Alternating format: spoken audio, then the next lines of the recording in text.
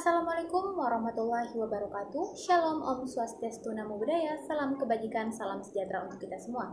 Sebelumnya, perkenalkan nama saya Herzalina dari Universitas Maritim Raja Ali Haji, Fakultas Ilmu Sosial dan Politik, Prodi Ilmu Hukum.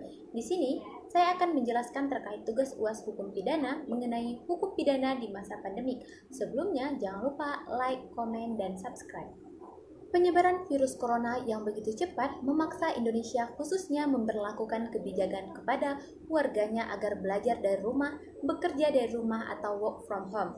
Bahkan, pemerintah sudah menerapkan pembatasan sosial berskala besar atau PSBB melalui peraturan pemerintah nomor 21 tahun 2020 tentang pembatasan sosial berskala besar dalam rangka penanganan COVID-19. Akibat pemberlakuan PSBB ini, tidak sedikit masyarakat yang kena dampaknya, karena saat PSBB diberlakukan, hanya usaha-usaha tertentu saja yang diperbolehkan beroperasi.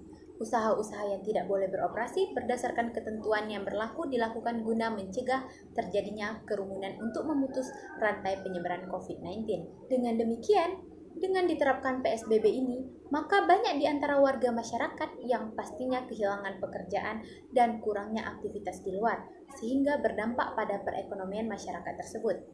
Terlebih lagi apabila hal ini dirasakan pada masyarakat yang kurang mampu. Jika mereka tidak bekerja, maka mereka tidak akan mendapatkan bahan pangan dalam keseharian. Memang pemerintah memberikan sembako, akan tetapi dalam arti pemberian sembako, tidak semua masyarakat yang menerimanya, karena ada juga masyarakat yang tidak menerima paket sembako tersebut. Inilah yang mengacu pada tindak kejahatan, yang dimana pada masa pandemi ini banyak sekali masalah-masalah kejahatan yang bermuncul, yang dimana berdasarkan angka kriminalitas mengalami peningkatan yang luar biasa di saat wabah ini. Hal ini diduga karena pengaruh daripada penerapan aturan pembatasan sosial berskala besar atau PSBB yang membuat keadaan di beberapa wilayah sepi aktivitas itu menjadi tempat dimanfaatkan pelaku kejahatan. Mengapa tidak? Karena dengan mereka tidak keluar rumah atau berada di rumah saja, maka di tempat-tempat yang sepi akan sangat mudah bagi pelaku kejahatan beraksi. Di masa pandemi ini, memang banyak sekali jenis-jenis tindak pidana kejahatan, yang dimana kejahatan sering terjadi di masyarakat adalah pencurian. Pencurian ini terjadi akibat dari beberapa faktor yang mempengaruhi di masa pandemi ini. Di antaranya, karena kurangnya kebutuhan ekonomi, sehingga pelaku melakukan aksi pencurian.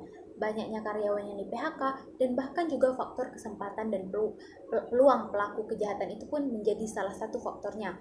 Pencurian terjadi dengan alasan karena kebutuhan ekonomi yang tidak terpenuhi, sehingga pelaku nekat ingin mencuri agar bisa memenuhi kebutuhannya. Dengan maraknya aksi pencurian ini, maka hal ini tentu membuat masyarakat menjadi resah karena bukan hanya COVID-19 saja, tetapi juga resah karena kejahatan yang marak terjadi di tengah pandemi ini.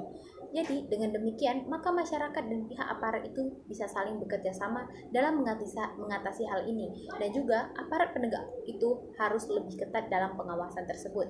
Jadi, dapat disimpulkan bahwa di masa pandemi ini marak terjadi pencurian dikarenakan faktor ekonomi yang melemah bagi warga masyarakat, sehingga kejahatan ini pun muncul dengan alasan tersebut. Sekian yang dapat saya sampaikan terkait hukum pidana di masa pandemi ini. Terlebih terkurang saya mohon maaf. Wassalamualaikum warahmatullahi wabarakatuh.